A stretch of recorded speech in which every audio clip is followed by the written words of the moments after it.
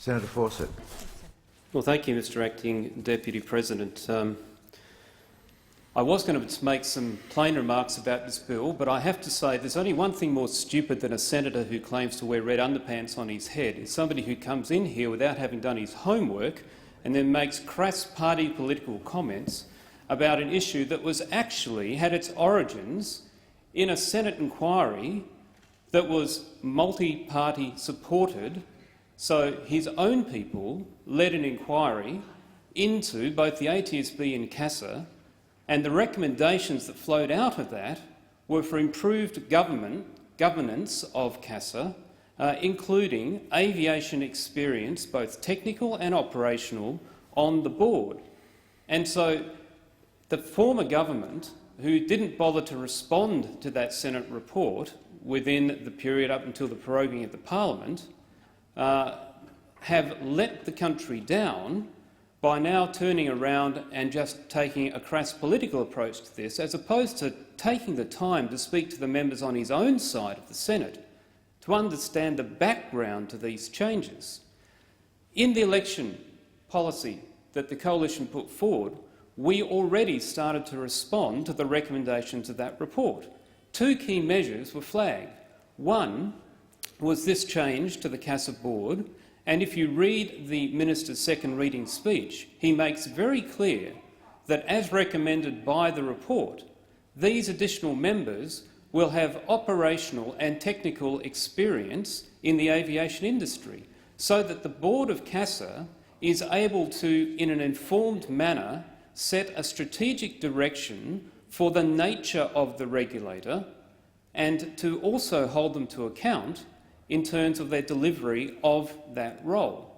And so far from being a jobs for mates thing, as Senator Conroy just asserted, this has its origins in a report when the Labor government was in power.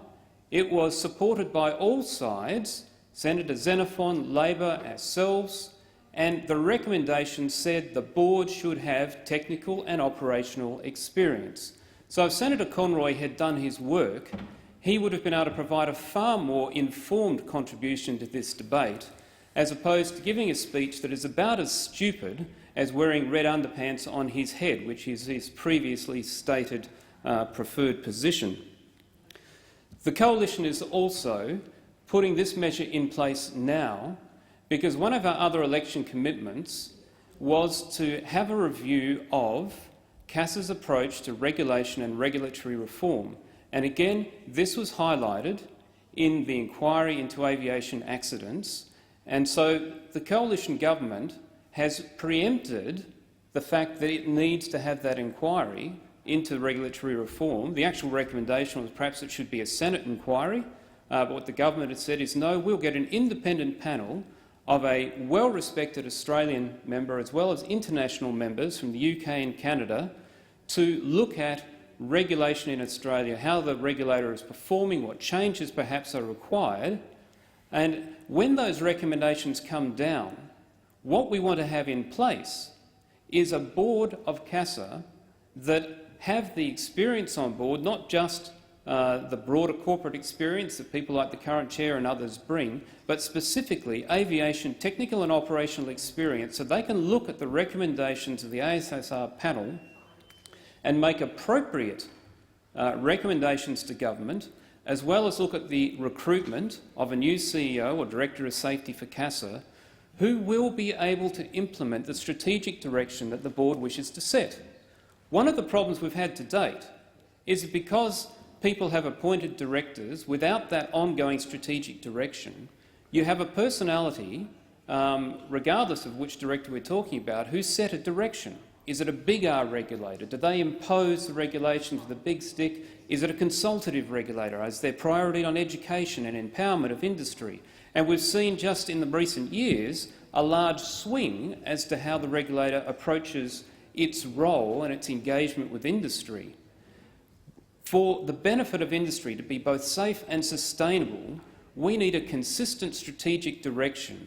And this government, in responding to the thorough Senate inquiry, which I'm very pleased to see on the notice paper today, the government will be tabling a response to, this government, in its election commitments, looked to put in place the enabling capabilities to make sure that the review of aviation safety is handled in a way that starts to give that longer-term strategic direction for CASA.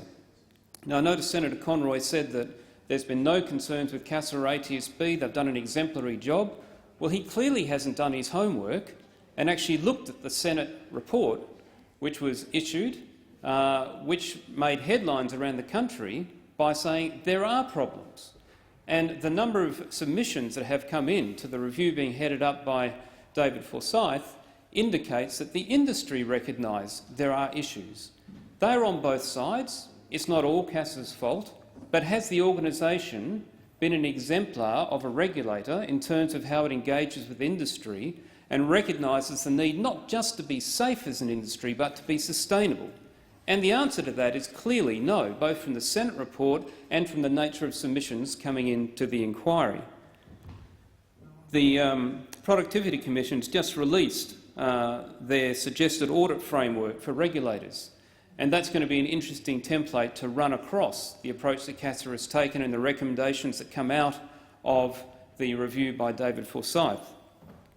What this bill does, though, is it does enact one of the election commitments of the coalition, which, unlike the accusations from members opposite, is not about party political jobs for mates. It has its origins in the Senate report, which indicated a need for better governance, governance that is formed by operational and technical experience, and it's my pleasure, Mr Acting Deputy President, to commend this bill to the House.